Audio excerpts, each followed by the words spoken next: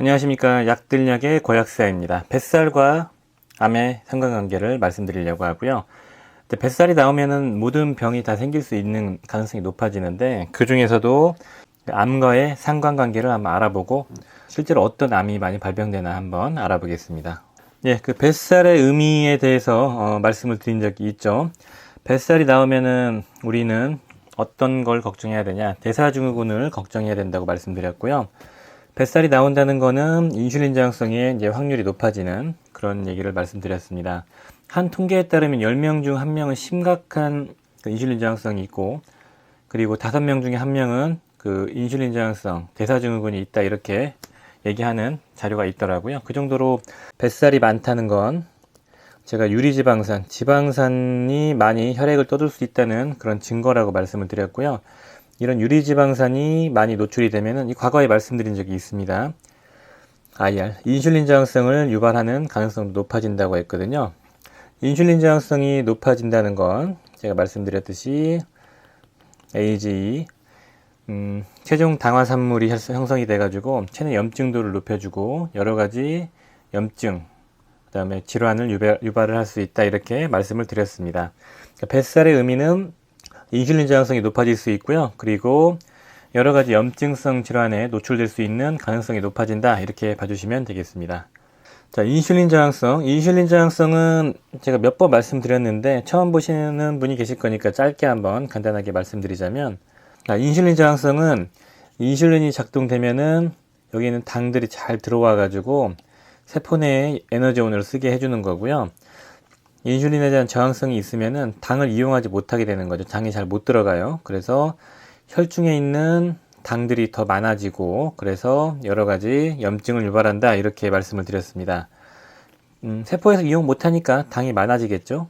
세포로 당이 못 들어오니까 인슐린은 더 분비가 되고, 인슐린이 계속 분비가 되는 게 반복되면 인슐린에 대한 어떤 저항성이 생긴다고 말씀드렸고요. 탄수화물을 많이 먹고 운동을 덜하고 스트레스를 많이 받고 유전적인 성향을 띨 때 인슐린 저항성이 생길 수 있다고 말씀을 드렸습니다. 인슐린 저항성이 생기면 혈중, 혈액 내, 혈액이에요. 혈관이 이렇게 있고 여기에 당이 더 많아진다, 이렇게 봐주시면 되겠습니다. 당이 많아지면 뭐라고 말씀드렸나요? 염증이 생긴다, 이렇게 말씀을 드렸습니다.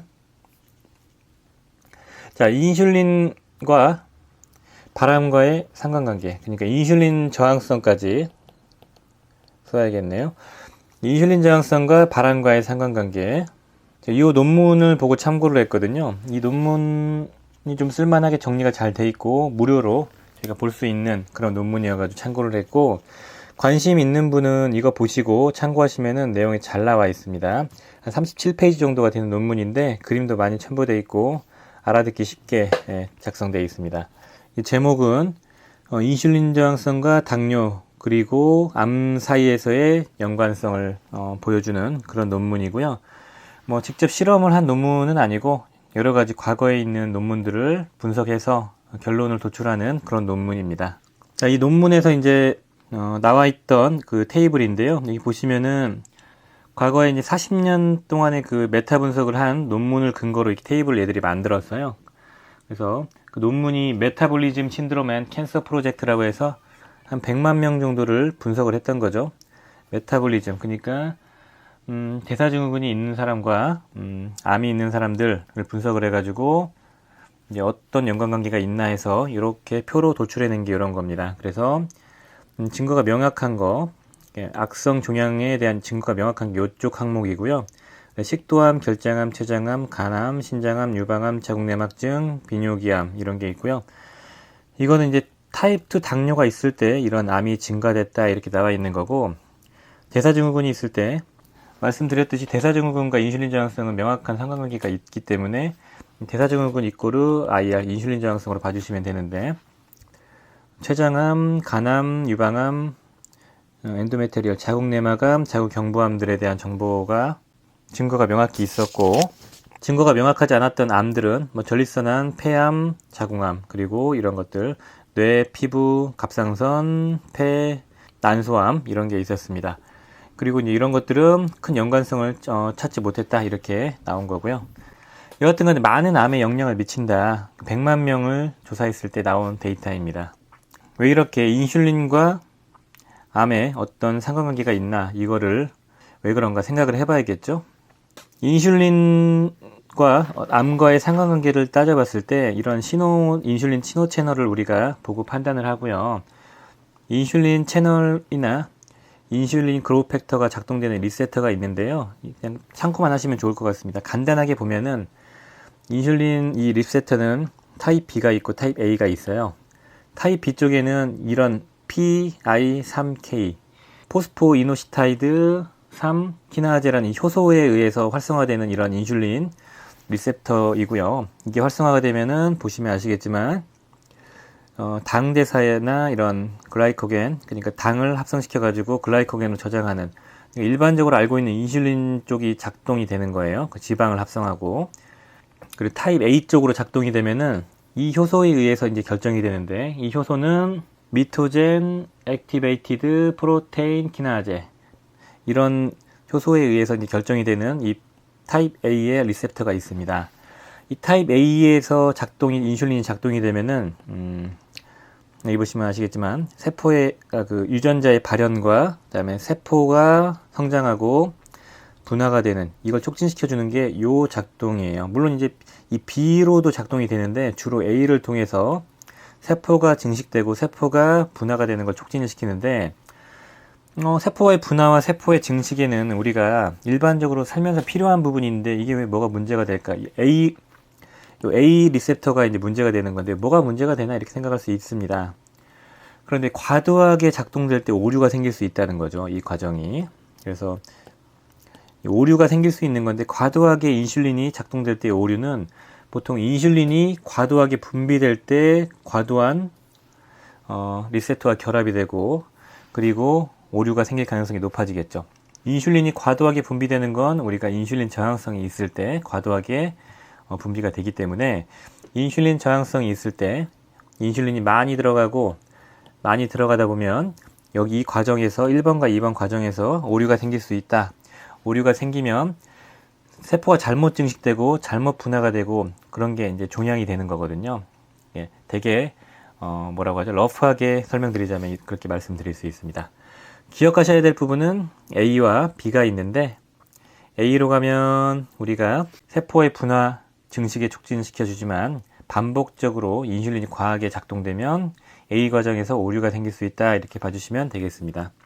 지방이 비만이 있으면, 그냥 이것도 되게 간단하게 한번 보겠습니다. 비방이 있으면 그냥 이런 뭐 여러 가지 과정을 거쳐가지고 염증들이 생기고, 이런 염증들을 통해서 여러 가지 이런 부작용들이 생긴다. 인슐린 저항성으로 다 귀결되죠, 모든 것들이.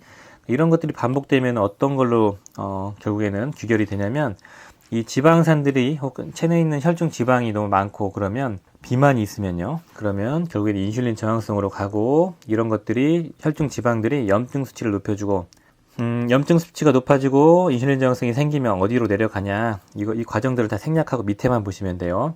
분열을 촉진시킵니다. 세포 분열을 촉진시키고요.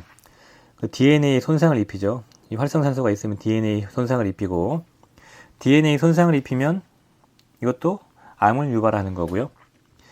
이 어포토시스가 세포 사멸이거든요. 그러니까 우리가 죽어가는 세포를 마크로파즈 같은 게 가서 잡아먹는 거예요. 그래서 걔가 암으로 증식되거나 독소를 유발하지 않도록 유발하는 건데, 안티가 붙었죠. 그러니까 세포 사멸을 못하게 하는 겁니다. 이런 염증들이.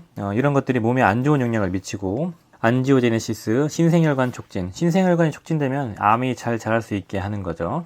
지방이 있고 비만이 있으면 인슐린 저항성으로 귀결이 되고, 요게 많은 염증들을 유발하면서 그 암의 유발을 할 수 있는 가능성이 높아지고, 이게 꼭 암뿐만 아니고 면역력 저하도 유발하고 여러 가지 염증성 질환도 유발할 수 있다, 이렇게 봐주시면 되겠습니다.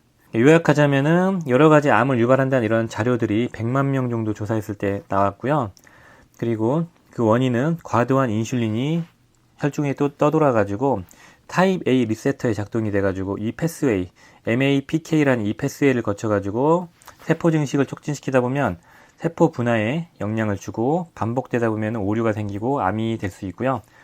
그리고 여러 가지 염증들이 촉진되면서 DNA 손상이나 세포 사멸을 억제하고, 그 다음에 안지오제네시스, 신생혈관을 촉진시키면서 암이 증식될 수 있는 가능성을 더 높여진다. 그래서 이 두 가지, 1번, 2번 이 두 가지 자료를 통해서 우리가 암과 인슐린, 그리고 지방, 뱃살과의 관계를 한번 찾아봤습니다. 자, 4번 고약사의 생각. 제가 지금까지 계속 말씀드렸던 만병의 근원이 되는 염증, 그 다음에 산화적 손상, 그런 게 다 이런 인슐린 저항성과 비만과의 관계가 있다고 말씀을 드렸고요. 오늘 말씀드리는 주제는 뱃살이 나오면 왜 암이 생길 수 있는 가능성이 높아지냐, 이렇게 그 상관관계를 한번 따져보자고 말씀을 드렸었고요.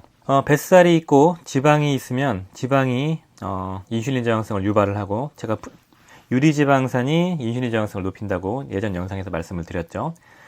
인슐린 저항성이 높아지면 당연히 인슐린량이 높아지면서 몸이 이제 병들게 돼요. 염증도가 올라가고 암이 발병될 수 있다. 이렇게 말씀을 드리고 싶고, 제가 찾은 자료에서는 세계암연구기금과 미국 암연구소에서 2007년에 리포트를 낸 게 있는데, 과거에 있는 어떤 역학 증거들을 많이 분석해 봤을 때 관련 메커니즘 그리고 동물 실험 데이터를 다 해석했을 때 이 자료가 WCR 리포트 2007년도 요 자료거든요. 여기 보시면 과도한 체중이 식도암이나 결장암, 직장암, 췌장암, 그다음에 유방암, 자궁내막암에 영향을 준다라는 보고가 또 나왔습니다. 그리고 담낭암도 증가되고 간암도 증가된다, 이렇게 보고를 하고 있어요. 그러니까 앞에서 말씀드렸던 이 논문과 좀 다른 암연구소에서, 미국 암연구센터에서 발표한 자료이죠. 그렇기 때문에 뱃살과 그 지방, 과도한 비만, 과체중 이런 거에 어떤 암과의 상관관계는 확실히 있고, 그 이유를 한번 설명을 드렸습니다. 제가 왜 이렇게 재미도 없는 내용을 계속 이렇게 어려운 도표를 가지고 설명을 드렸냐면은, 그냥 단순하게 뱃살이 나오면은 암이 잘 생겨요, 만병의 근원이 돼요, 이렇게 이해하기보다는 조금 더 구체적인 원인을 알고 접근하시면 조금 더 절박해지고요, 조금 더 와닿거든요. 그리고 다음에 뭐 영양제 같은 걸 복용할 때도 응용을 할 수가 있고, 조금 볼 수 있는 그 사고의 폭이 넓어집니다. 개인적으로 저는 왜 굳이 이렇게 논문과 복잡한 표를 가져왔냐면, 뱃살이 생기면 암이 많이 생겨요, 어디 논문에 나왔어요, 이렇게 얘기하는 분들은 많으신데 그 원리를 좀 디테일하게 설명하시는 분이 없기 때문에 개인적으로는 좀 차별화를 두기 위해서 이렇게 하고 있다, 제 욕심에서 하는 거다, 이렇게 봐주시면 좋겠고요. 그냥 너무 복잡해서 난 잘 모르겠다, 이렇게 하시는 분들은 그냥 뱃살과 암이 연관이 돼 있기 때문에 뱃살을 빼자, 뱃살은 만병의 근원이 된다, 이렇게 그 지표가 될 수 있다, 이렇게 봐주시면 됩니다.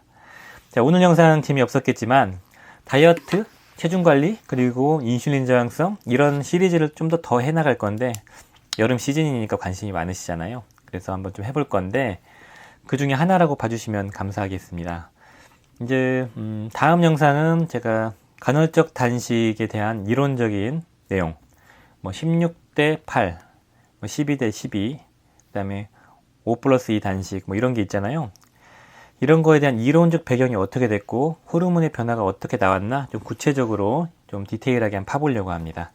오늘 영상 도움이 되셨으면 좋아요, 구독 부탁드리고요. 감사합니다.